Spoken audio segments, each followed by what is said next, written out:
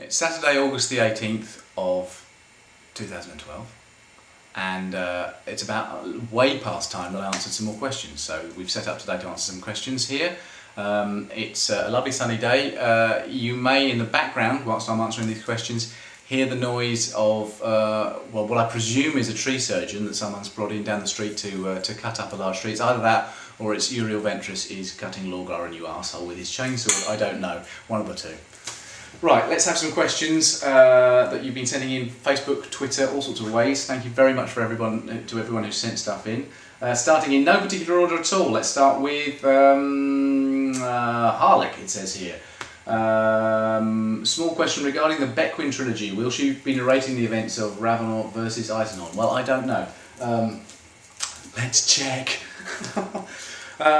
This is the very first copy of it that we've seen. You see that there? Yeah. Given to me the other day when I was in Black Library Towers for Horus Heresy Summit, which I'm not allowed to tell you about. It's all very lovely, and anyway, let me tell you about it. Pariah.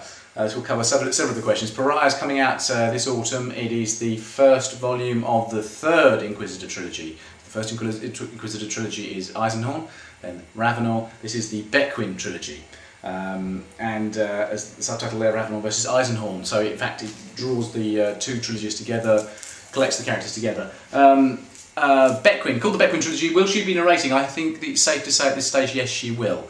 One of the things that people loved about Eisenhorn was that it was first person. So that didn't work for Ravenor, because Ravenor was a team book, as it were, but Bequin's very much returning to that first person narrative. I hope that will be entertaining for you. Someone else, Lord of the Night, asks, will Cherubal be returning in the Bequin Trilogy? Well, would you expect him to? I think that's the answer to that question. I don't want to give away plot, I don't want to give away spoilers. Would you expect him to? I think is the answer to that. Duke Leto also asks, he says, you mentioned before that you have a number of short stories about Eisenhorn and Ravenor, and there was going to be an anthology. Is this still going to happen, or are they now going to be audio dramas like The Keeler Image? I think they will be collected. There are several that haven't been published yet, and they were written as prose. In fact, there's one that will be appearing later this year in a form that I don't think I'm allowed to disclose yet, but that's very exciting. The Keeler Image is the one that was definitely an audio drama. And that's still on the schedule to do. But I think there will be a book of Inquisitor short stories at some point that supports the main trilogies, the trilogy of trilogies. Evil Betty asks, which omnibus should I read first, Eisenhorn, Ravenor, or Gaunt's Ghost? Well, Eisenhorn is a great place to start because it's the beginning of the Inquisitor series. Don't read Ravenor first because that's the second chunk. Gaunt's Ghost, there are several omnibuses there, the first one being the Founding. So either Eisenhorn if you want Inquisitors, or Gaunt's Ghost, the Founding if you want Gaunt's Ghosts. Very simple. Duke Leto, hello Duke Leto. Pariah comes out soon, yippee. Sooner for some than others. Can you tell us how the Bequin Trilogy meshes with Eisenhorn and Ravenor? Is it set after Ravenor chronologically, or does it cover some of the same time period as the other trilogies? It's no. Is the simple answer to that. I was about to answer that very literally and straightforwardly, but I don't want to give anything away. Pariah is a mystery book. It really is very specifically written as a mystery, full of all sorts of things. As you're reading it, you're going to want to know more, and sometimes the answers that you find are going to surprise you as to who we're dealing with and who certain characters are and why things are happening. And its placement is part of the mystery as well.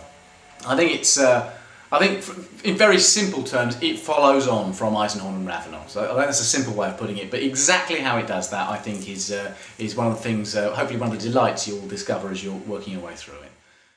Zach Ludick asks, why don't Marines use air bikes like Eisenhorn uses it on Gudrun in Xenos?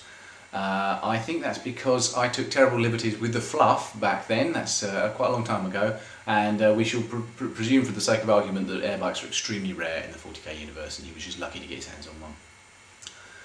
Whew. Got away with that one. Alexander Burham, how many characters will return from Ravenor to Pariah? Good question. The answer is, I think, any that are still alive. If they're alive, it's fair game. if they're dead, it's fairly fair game actually, given the things that go on in 40k. But I think living characters, I would be disappointed. It's like when you return to even when I return to Gaunt after when I write the next book, they're like old friends and you want to see them again. But certainly I haven't written anything in the Ravenor Eisenhorn series for quite a long time, and there are characters there that I'm enormously fond of. So yes, we will be returning to those. Andy Bear asks, will Harlon Nayl ever get his own books? That would be very, very cool. Harlon's one of my personal favourite characters. Him and Rawn. Just I love writing about him.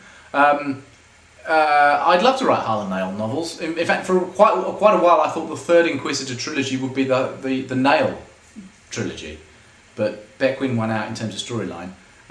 If Harlon appears in the Bequin Trilogy, and more importantly survives the Bequin Trilogy, then who knows? We might get sort of an epilogue novel or whatever. He certainly is. He certainly is a great hero. So I'd love to write some more of him. Alex McKee says, given the success of Ravenor and Eisenhorn and the enthusiasm for Pariah, do you think we'll be seeing more of in the way of domestic 40k from BL in the future? Yes, I think there's enormous amounts of room to tell stories set away from the war front.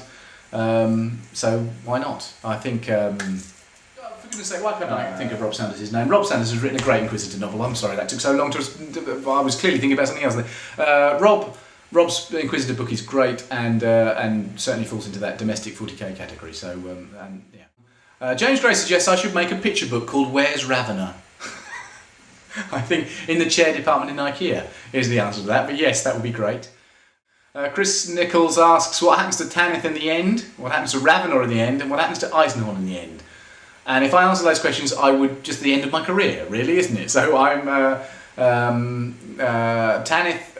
Tanith was destroyed in the beginning, so I don't know how anything could happen. The Tanith, all right, the Tanith in the end, they retire to very nice houses and get their own world and all live happily ever after, and they spend their weekends shopping at IKEA, where they meet Ravenor in the chair department. What happens to Eisenhorn in the end? Well, nothing good, one presumes. I think that may be the conclusion of the Black Library questions for the moment. Thank you very much. Waiting for you to push a button.